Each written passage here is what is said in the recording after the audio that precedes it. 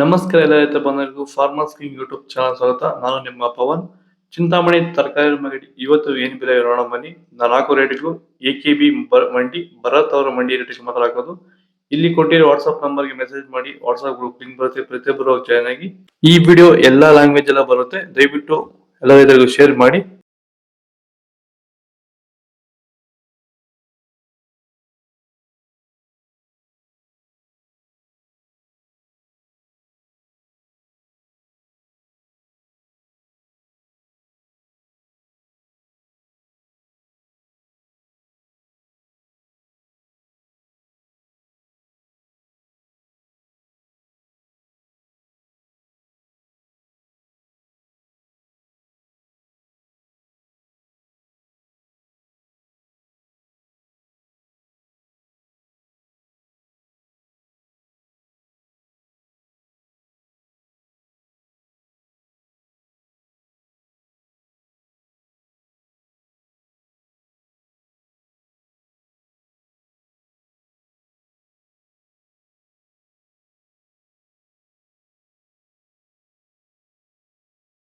Sir, ಈ beans ಬೆಳೆಗೆ ನೀವು ಯಾವ ರೀತಿ ಮೇಂಟೆನೆನ್ಸ್ ಮಾಡ್ತಾ ಇದ್ದೀರಾ ಸರ್ ನೀವು?